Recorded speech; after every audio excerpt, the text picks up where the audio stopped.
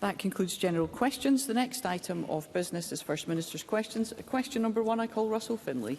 Thank you, President Officer. Next week, MSPs will vote on the Government's Victims Bill. And during my time here, I've tried to help crime victims whose suffering is far too often compounded by a justice system that is slow, secretive and unjust. My party has campaigned to give victims a meaningful voice and greater rights to basic information. We've campaigned to end the not proven verdict, which is in the bill, and it's welcome that John Swinney listened to our concerns about the plan to remove juries from some trials, which has now been dropped. The Government has shifted its position on the Victims Bill, and we truly welcome that, but they haven't gone far enough. Does John Swinney really think this bill will make a material difference to victims? First Minister. Yes, I do, Presiding Officer, and that has been because of the very careful engagement that has been taken forward by the Justice Secretary in taking this bill through Parliament. Mr Finlay and I spent some time when I was on the back benches, and as he was, scrutinising this bill when it came to Parliament. Much of the evidence we heard during that process persuaded me that when I became First Minister, there had to be changes made to the bill, and that was because the Government listened to the evidence that was put in front of us. We will continue to do that, and many of the proposals and reforms that have been suggested in the bill are designed to achieve the objective that Mr Finlay has put to me, which is to make sure that the interests of victims are better protected by our justice system. And I'm confident that the bill, after the scrutiny that Parliament gives it next week, will be in a position to do so. Russell Finlay. Thank you. Liz Shanks campaigns for victims' rights since her truly horrific domestic violence ordeal featured in a BBC documentary. We agree with her that all crime victims should be told, must be told, when secretive plea deals are struck in criminal cases. And to be fair, the Government has given some ground on plea deals, but their changes fall far short of what is needed. Now, Liz and the other women met with the Justice Secretary, who appeared to say all of the right things. But this is what Liz told me today. They're pretending to listen, but crime victims will continue to be badly let down by this bill, which could have done so much more. So for the sake of Liz and all other victims, will John Swinney back my plea deal amendments? First Minister. The first thing I want to say is I want to pay tribute to the courage of women such as Liz Shanks, because it's invariably women who have had to come forward with the courage to talk about their experience to ensure that victims are more central to the criminal justice system. And I know that the Justice Secretary has engaged substantively on all of these issues. We have amendments in front of us in Parliament on Tuesday, and the Government will consider all of the amendments that are submitted to come to the right conclusion. But I do provide the assurance to Parliament and to Liz Shanks that we have listened to the opinions that have been expressed to us. We have brought forward changes to the bill, and the Government is absolutely committed to ensuring that the voice of victims is central to the way in which the criminal justice system proceeds.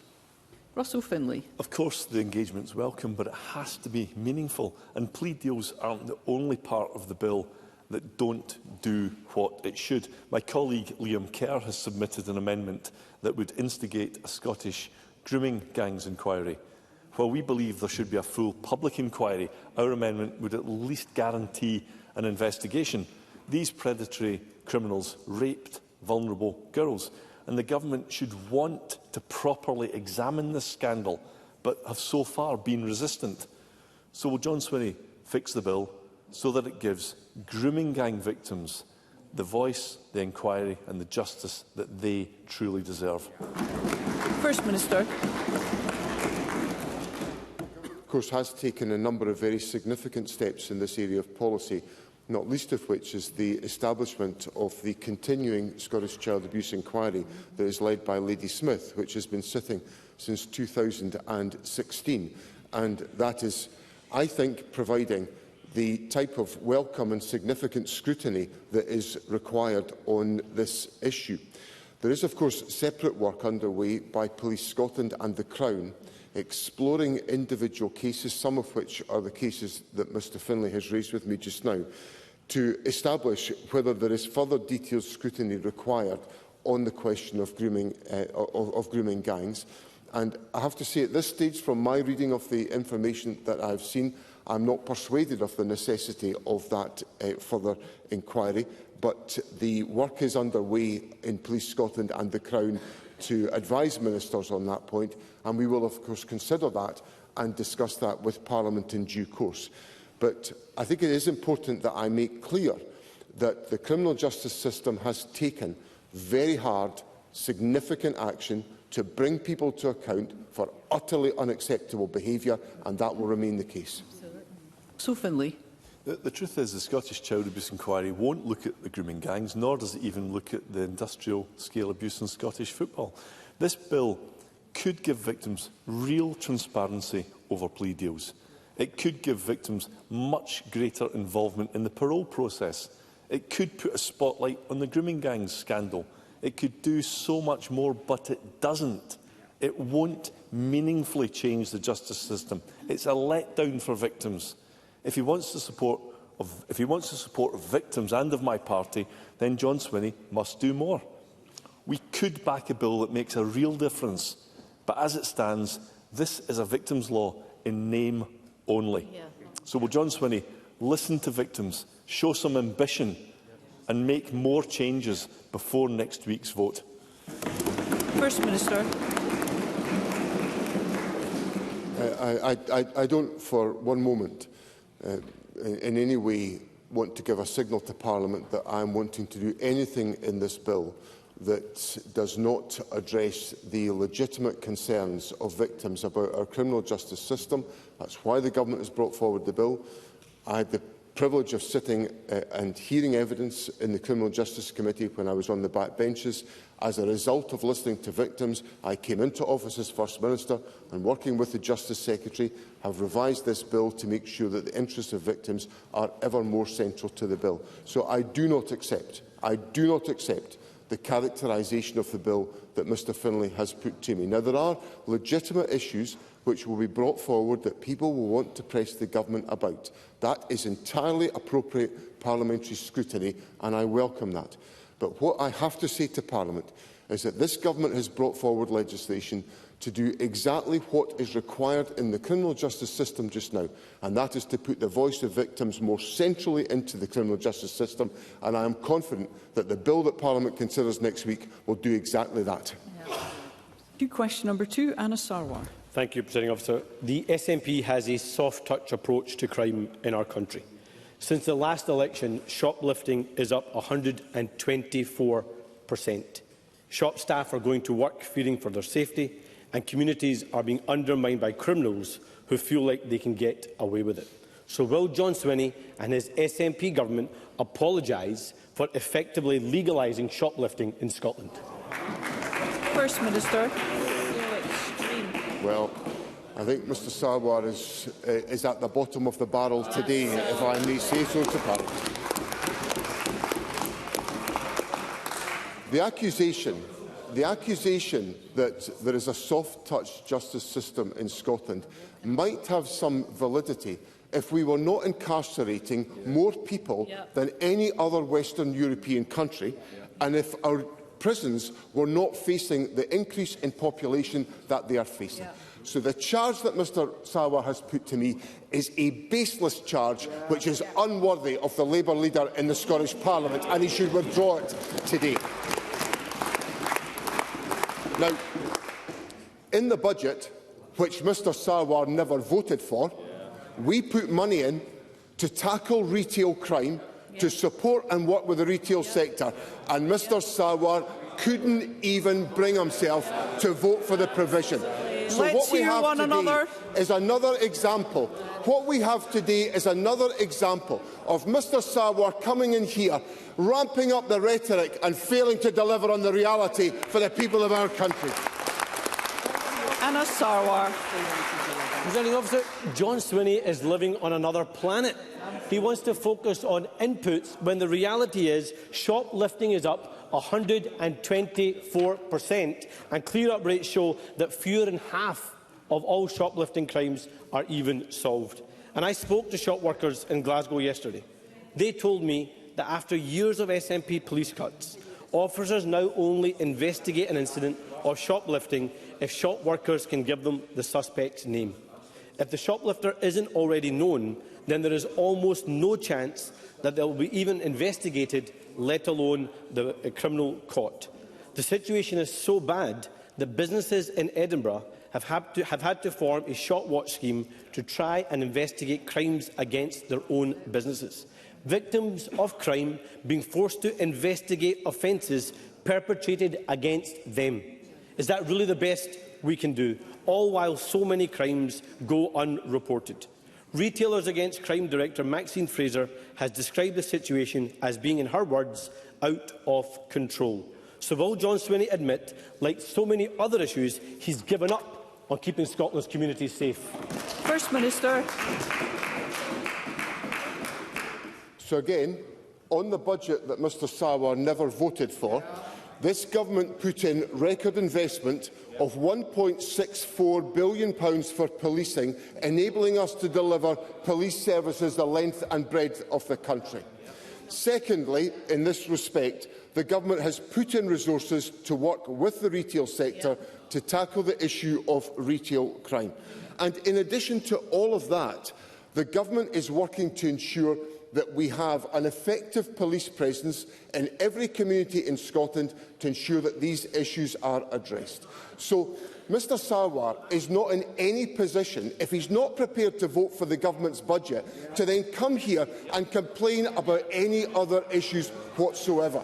And what this government is determined to do is to work with different organisations in Scotland to protect the public in a country where crime is at one of its lowest levels in 40 years. In 40 years. I'll say that again with all the heckling. The crime in Scotland is at one of its lowest levels in 40 years. Yeah. That's because of this investment by this government, which the Labour Party failed to support. Anna Sarwar. John Swinney is not living in the real world. The SNP's record on justice is nothing short of criminal. And it's no wonder communities across Scotland feel abandoned. Police want action just as much as victims, but the truth is they are just another victim of SNP incompetence. Under the SNP, 800 fewer police officers on the streets. Police station after police station closed. The bill for Glasgow's new prison soaring 10 times over to £1 billion, and violent crime on the rise. No wonder he's running a million miles away from his own record. John Swinney's SNP government has failed workers, failed businesses, failed the police. So why is John Swinney allowing a tiny minority to make life difficult for Scotland's hard-working majority? First Minister.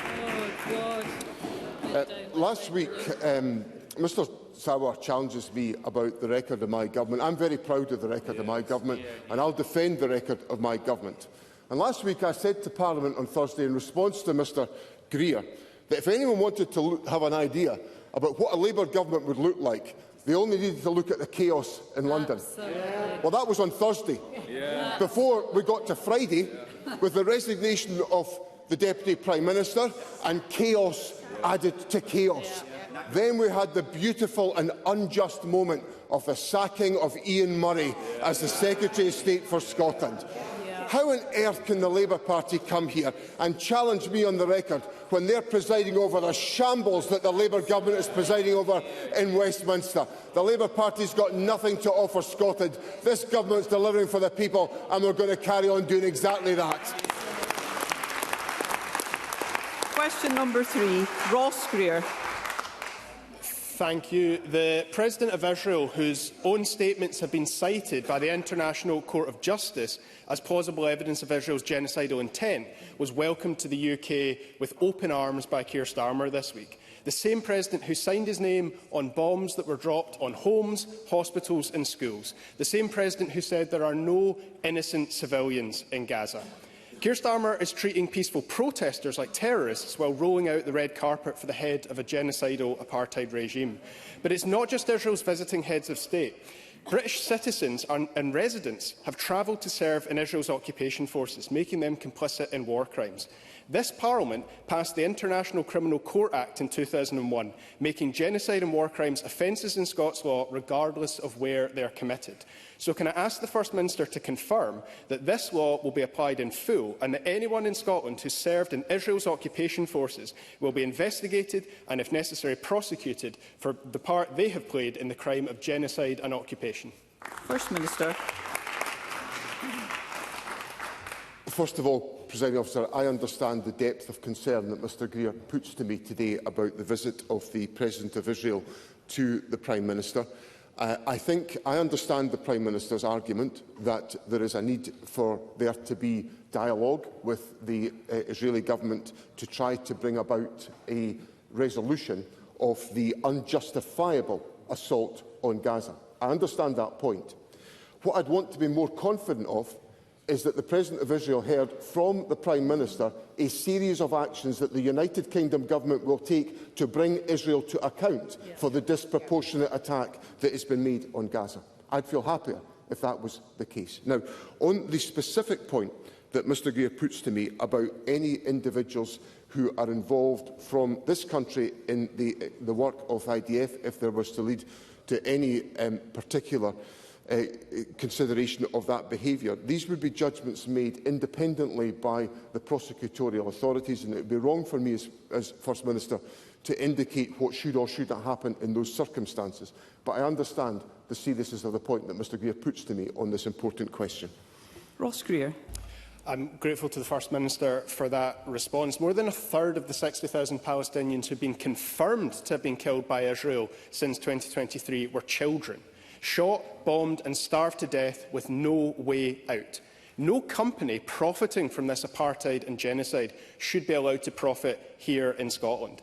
Last week, Palestinians celebrated when this Parliament took the historic decision to pass a Green proposal that Scotland boycott, sanction and divest from Israel. I want to thank the First Minister for his government's support. But now we must act to deliver on it. The very least the Scottish Government can do is take the same actions against Israel that it already has against Russia. In 2022, Scottish ministers rightly made an immediate call for every business here to sever links and cease trading with Russia. Palestinian lives are worth no less than Ukrainians or Scots, and this Parliament has voted for an economic boycott. So will the First Minister now call on Scottish businesses to join the global movement against apartheid Israel? First Minister. Presiding Officer, the Government set out, in my statement to Parliament last Wednesday, set out a whole range of different interventions that the Government is going to take forward to address these issues. And I recognise the importance of following through on those commitments that have been given to Parliament, and I give Mr Greer the assurance that is exactly what the Government is doing and the action that we are taking. There is an appalling situation in Gaza.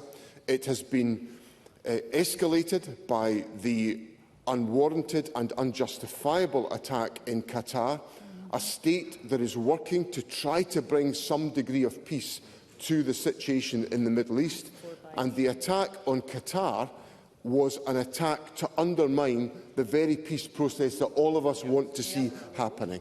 So that brings me back to the starting point of Mr Greer's question, which is that there is a necessity for the United Kingdom government to use its diplomatic influence with the government of Israel to work with other partners to make it abundantly clear that the conduct of the Israeli government is completely and utterly unacceptable, and there needs to be an immediate ceasefire and the flow of humanitarian aid, and we need to start the process of recovering for the lives of people in Palestine whose lives have been absolutely devastated by this unwarranted attack. Question number 4, Ruth Maguire.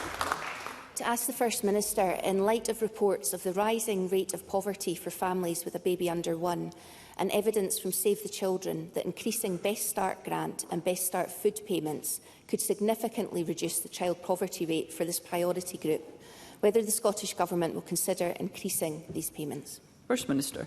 Presiding Officer, ending child poverty is the top priority of my government, and we look constantly for the measures that we can take to advance on that agenda. The delivery of our 5 family payments is making a real difference to families, worth around £25,000 by the time a child turns 16, compared to less than £2,000 in England and Wales. This is another example of why the Joseph Rowntree Foundation projects that Scotland will be the only part of the United Kingdom with falling child poverty levels next year. We are also taking forward other measures, such as the lifting of the 2-child limit, which, of course, if that action was taken by the United Kingdom Government, which it should be, that would free up to £150 million in Scotland, which could be spent on additional child poverty measures here in our own country. Ruth Maguire. Thank the First Minister for that answer. I know how committed the First Minister is to eliminating child poverty, and the work the Scottish Government has done to date has made a difference. There are lots of things that give babies and their parents a good start: love, information and support, play opportunities. But there's really strong evidence that where parents experience the psychological, emotional and material impact of poverty in their baby's first year, that it can have a deep and lasting impact on a baby's development. Does the First Minister recognise how much income matters to a baby's development, that spending on our youngest citizens is a crucial investment, and preventing the harms of poverty taking root in the first year of a child's life is transformational, not just for the individual baby and families, but on our society as a whole? First Minister. Presiding Officer, I unreservedly accept the point that Ruth Maguire puts to me, and I have to say, if I may say so, it's a joy to have her here putting pressure on me after her return to Parliament. So I simply encourage Ruth Maguire to continue championing these issues and putting pressure on the Government to do more, and I very much welcome her contribution to that. I accept the points that are made about the importance of that first year in a child's life. The Government is actively exploring what more we can do. In my earlier answer, I said we're constantly looking to identify additional interventions we can make. Obviously, I have to be mindful of the resources that are available, but the plea that is made by Ruth Maguire is heard loud and clear here in the Government bench, and I will do everything I can to make sure that the ambitions of the Government to eradicate child poverty and to make that difference in the first year of a child's life is something that will be central to our thinking in the period to come. Question number 5, Brian Whittle. Thank you, Presiding Officer. To ask the First Minister what urgent steps the Scottish Government is taking in response to reports that nursing and midwifery vacancies have risen by 60% in just 6 months. First Minister. Presiding Officer, NHS Scotland vacancies follow a seasonal pattern. Mr Whittle compares June to December data, but vacancies can typically go up in the spring as people retire and decrease again over the summer and the autumn as new graduates join the workforce. Nursing and midwifery vacancies are 4% higher than at the same time last year, but this must be seen in the context of new investment by this Government in our National Health Service, which means the workforce has grown over the last year. Overall, nursing and midwifery staffing is up under the SNP Government by 18.6% since 2006, and we saw a 100% increase in funded places for training between 2012 and 2022. Scotland has the best package of support in the UK for nursing and midwifery students. Brian Whittle. I thank the First Minister for that answer, but, Presiding Officer, these figures are just the latest in a long line of warnings about the perilous position of Scotland's healthcare workforce. But despite promise after promise from the SNP, the warnings keep coming and the progress never arrives. No NHS workforce plan, no end to delayed discharge, and nearly 1 million Scots on NHS waiting lists. Meanwhile, NHS staff are crying out for investment in facilities and technology to improve working conditions and patient care. Presiding Officer, last week the Health Secretary declared that a target to end waits of longer than a year was now just an aspiration. Well, aspiration will not solve this escalating staffing crisis. So can I ask, when will the First Minister take the real action to deal with staffing crisis in our NHS? First Minister. Well, President Officer, on the substance of Mr Whittle's question, there are more nurses and midwives working in our NHS than when this Government took office. Over 67,000 more nurses and midwives working in the NHS. So Mr Whittle says, when's the action going to come? The action has come and it is being delivered. He asks about the performance and other aspects of the health service. I have to tell Mr Whittle, that the number of operations performed in July was the highest in 5 years, an 8.9% increase. Even more people are being treated at our national treatment centres this year than ever before. Our rapid cancer diagnostic services mean that people are getting faster diagnosis after referral.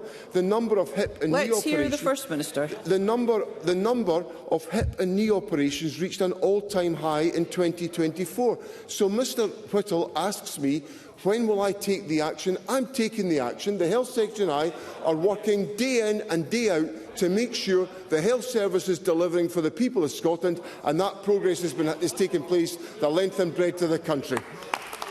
Emma Harper. Thank you, Presiding Officer. Our tireless and dedicated workforce is the greatest asset of our National Health Service. So while the Tories and Labour consistently talk down our NHS, can the First Minister just reiterate how the Scottish Government instead continues to support and grow our NHS workforce? First Minister. Well, President, so let me just say, as I've just said to Brian Whittle, but because there was so much shouting, I'll say it again so that people hear it this time. There's more staff working in our NHS now than when this government took office. Through record levels of investment, we have delivered 13 consecutive years of workforce growth.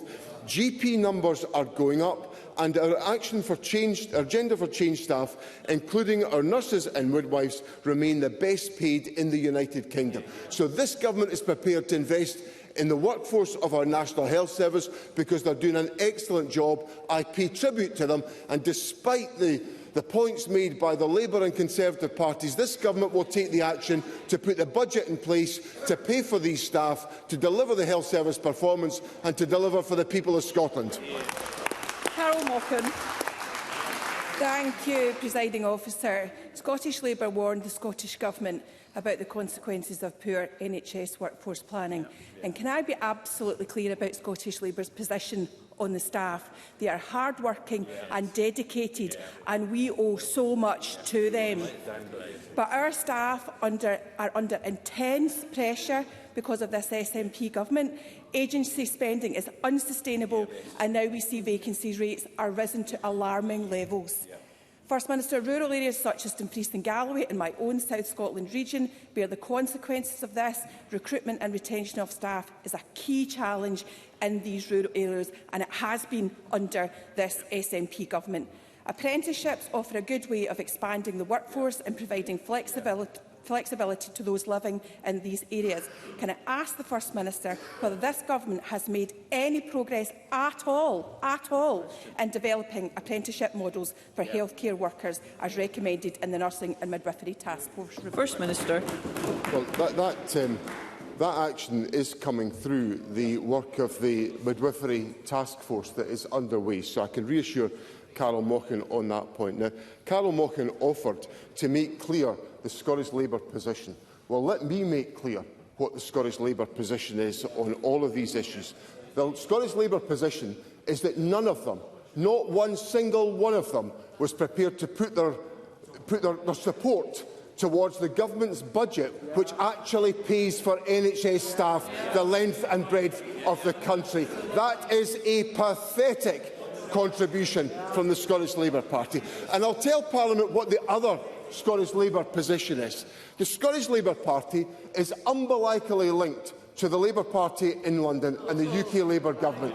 And what is the Prime Minister doing? The Prime Minister is making it more difficult for healthcare workers to come from other countries to work in this country, and that is 26% of our social care staff come from other countries, and the Prime Minister is shutting the door on all of that.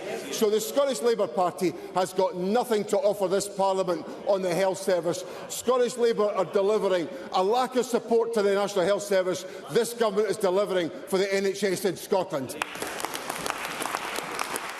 Question number 6, Paul Sweeney. Thank you, Presiding Officer. To ask the First Minister what additional support the Government is giving to the public dental service in light of reports that there has been a 10% rise in spending over the last 2 years due to increased demand. First Minister. President, it's inaccurate to conflate an increase in public dental service spending with an increase in dental access issues. The main role of the public dental service is to treat patients who have more complex needs, which cannot be managed by an independent dentist. We remain the only country in the United Kingdom to offer free regular dental examinations for everyone, and 95% of people in Scotland are registered with a dentist, and over 7 million courses of NHS dental treatment have been delivered to patients since November 2023. Paul Sweeney. The First Minister says that it shouldn't be conflated, but that's what public dental service dentists are telling us, that actually, whilst the First Minister observes correctly that it's meant to be a safety net and emergencies are for those with vulnerabilities, it is increasingly filling in the gaps where routine NHS dental provision has collapsed. In areas such as Fife, Moray and in the Borders, dentists no longer treat NHS patients, even if they're on their lists. So the only option is to seek care from the public dental service safety net or use their savings to pay for private care. It isn't good enough, First Minister. So what is the First Minister doing to tackle the scourge of dental deserts in Scotland, end this growing over-reliance on the already overstretched public dental service? First Minister. Well, what the Government is doing is the Government's putting in place additional financial support to areas where access is particularly challenging, especially in rural and island areas. Now, that funding has recently supported the opening of 5 new surgeries as a consequence of the investment, creating thousands more new NHS registrations. But I'll tell Mr Sweeney what's not helping, and it's back to the point I've just made to Carol Mochan, because this can't be escaped. This is the practical reality of the approach being taken by the UK Government to the issue of migration, because it is damaging. If we look at the position that we have got to work with other countries to bring dental practitioners into this country to supplement the other training work that we're undertaking.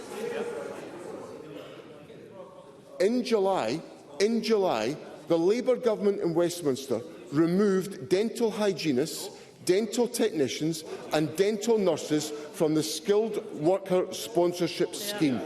Now, that is the Labour Government in Westminster, making it more difficult for us to deliver public services in Scotland. So I encourage Mr Sweeney to join and work with the Government in trying to ensure we have a rational debate about migration, a rational approach to migration, rather than the chase to compete with reform, which has consumed the Starmer Government in London. Question number 7, Jamie Green. Thank you, Presiding Officer. To ask the First Minister whether the Scottish Government will review its policy on public sector settlement agreements in light of reports that £4 million of public money was spent on public sector payoffs in 2023 to 2024. First Minister. A review of the severance policy for Scotland concluded in 2023 and was reflected in robust controls being in place to scrutinise expenditure in line with the Scottish Public Finance Manual. Settlement agreements address specific employment issues in individual organisations, and the number and the nature of these can vary between years. It should be noted that settlement agreements are used rarely and only in very limited circumstances. Jamie Green. Can I thank the First Minister for that answer? I do beg to differ, though. That was £4 million last year. The year before, it was £1.5 million. In fact, over the last 5 years, there have been 300 such settlements, costing £10 million of public money. And a third of those came with confidentiality clauses attached to them. £10 million, First Minister, would go some way, for example, to fund Liz Smith's outdoor education bill, wouldn't it? But my primary concern about all of this is what seems to be a growing trend of reward for failure amongst senior public sector executives, be it Ferguson Marine, the Water Industry Commission, the NHS, the SQA. Well-paid civil servants are walking away from failure with a large cheque in return for a gagging order, whilst those at the bottom of the pay ladder are struggling. So can I ask the Scottish Government if they think these huge payoffs are appropriate, and when, First Minister, will we see an end to the secrecy around these deals as well? Always through the Chair, please. First Minister.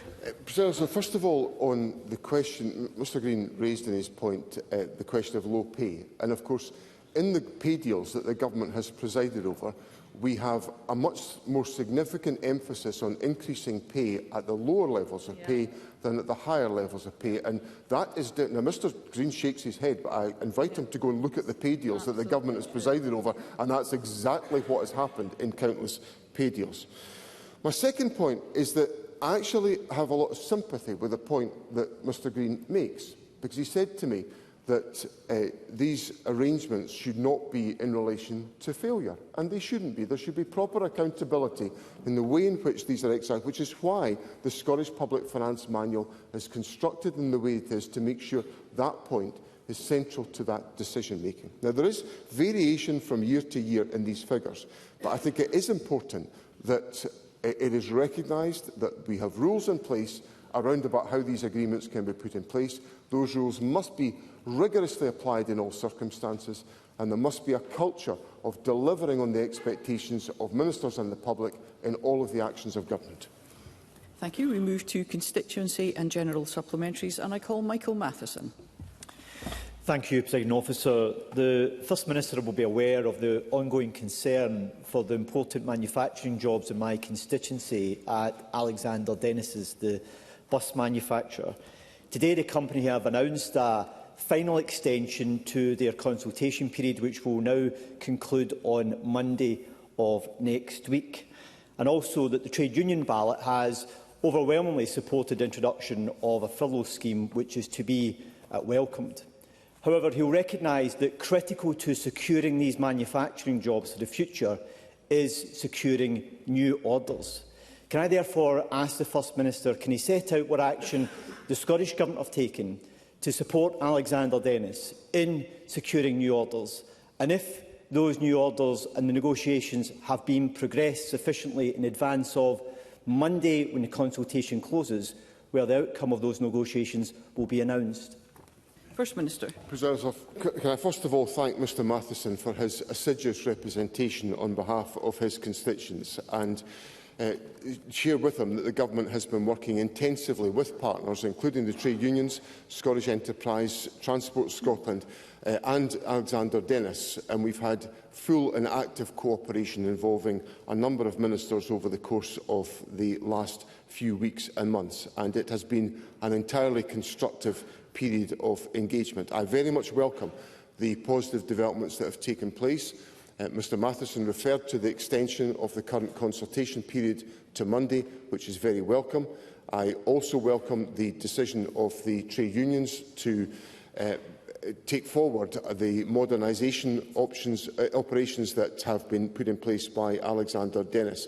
These are all encouraging signs, and we are working collaboratively with the company and with others in relation to the sourcing of orders. I expect there will be the ability to provide a further update on this next week, and the Deputy First Minister will be able to update Parliament accordingly on the steps that we are taking in relation to a salary support scheme with ADL and other relevant issues in relation to new orders. Liz Smith.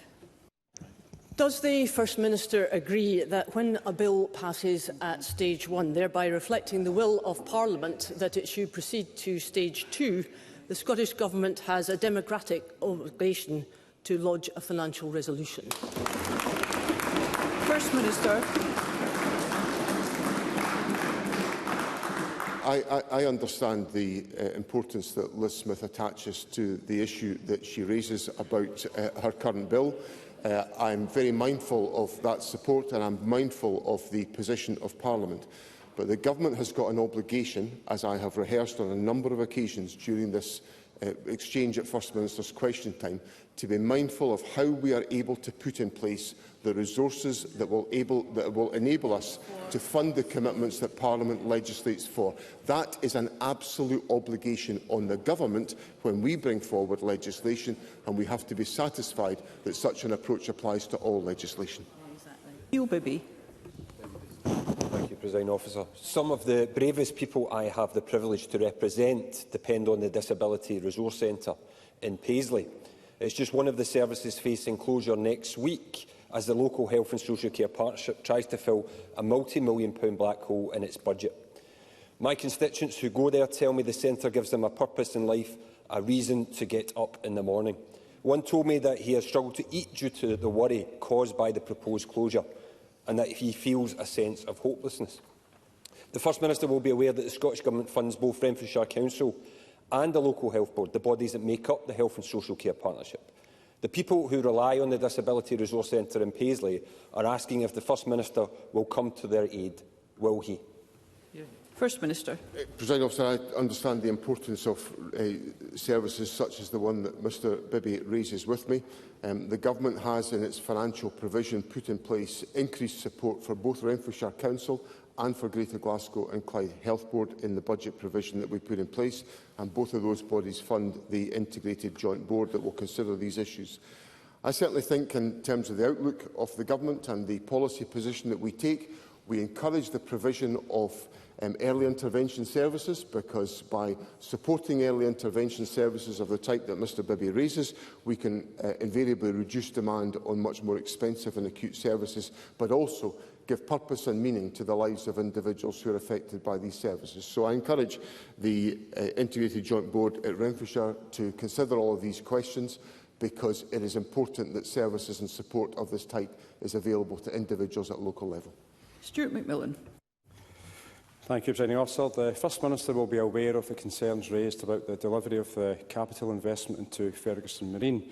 So I'd be grateful if the First Minister can provide an update on this capital investment as proposed by the Scottish Government and also passed at the budget earlier on this year. First Minister. So the Government has committed to invest £14.2 million over a 2-year period in Ferguson Marine, subject to due diligence and commercial standards being met. This investment has already commenced with targeted early action to address essential repairs, health and safety improvements and upgrades to facilities and equipment that directly support the Yard's current projects. The Government will continue to support the business to secure new work and to deliver a sustainable future for the Yard and its skilled workforce, and that involves also committing to investment in the Yard. Miles Briggs. Thank you, Presiding Officer. The Scottish Government announced in July £5 million to help with the recruitment and retention of skilled staff and sustainable services for the hospice sector. Scottish ministers have still not released this funding. However, we have seen the Edinburgh Health and Social Care Partnership decide to reverse a 3% inflationary uplift to funding for hospices here in the capital. St Columba's Hospice Care and Marie Curie Edinburgh are warning that essential palliative end-of-life services are now at serious risk due to this funding decision. Does the First Minister agree with me that it is totally unacceptable for our hospices to have funding given with one hand and then taken away with the other? Will he ask the partnership to reverse this decision? And will the First Minister now investigate why Scottish Government funding for our hospice sector has not been delivered? First Minister.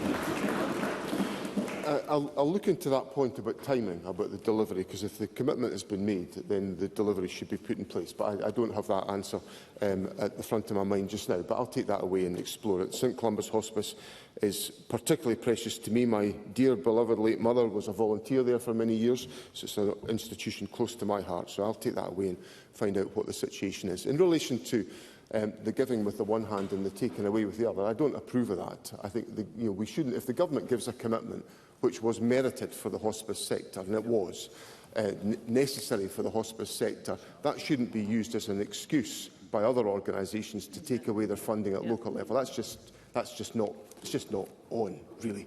So let me take away this issue. I'm very sympathetic to the point that Mr Briggs makes to me, and I'll try to establish what the situation is. Michael Mara. Thank you, Presiding Officer. At the preliminary hearing of the LGML inquiry yesterday, counsel to the chair of the inquiry revealed deep concern at the status of the independent clinical review process, which is stalling and threatens the progress of the inquiry. Lord Weir is clearly very concerned the Scottish Government have refused to attend meetings with his team to progress this crucial issue. The Government are not participants in the independent clinical reviews. They establish them and they sponsor them, and it's incumbent on the Government to make them work.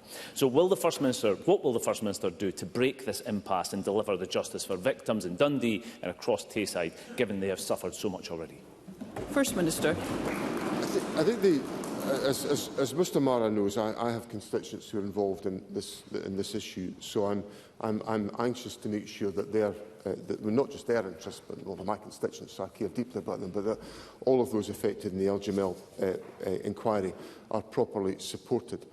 I think I'm going to explore the issue that Mr Mara raises with me, because I think I'm concerned that this is an independent clinical review, so it has to be independent of the Government to command confidence from those affected.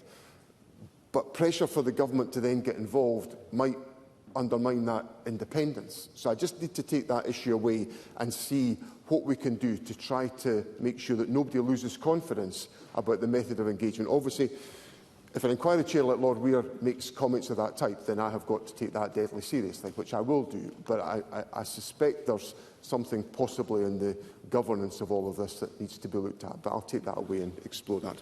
And write to Mr Mara. And Pam Gossel. Sorry, Presiding Officer.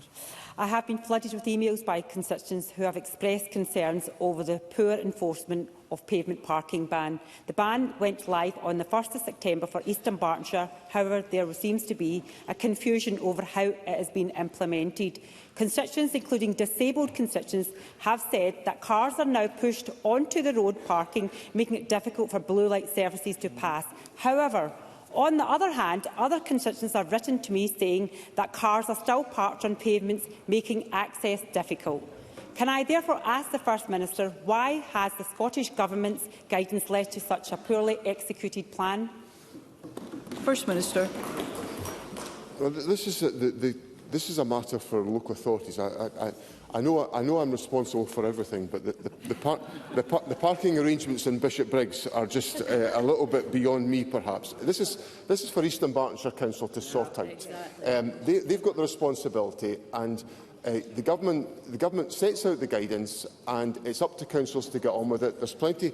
I see the application of the pavement parking ban in my own constituency. Folk are just getting on with it. Council's getting on with it. So there's no reason why Eastern Bartonshire Council can't get on with it. So I invite Pam Gossel to take it up with Eastern Bartonshire Council and see what she can do about the parking. Thank you. That concludes First Minister's questions. The next item of business is a member's business debate in the name of Sarah Boyack. There will now be a short suspension to allow those leaving the chamber and the gallery to do so.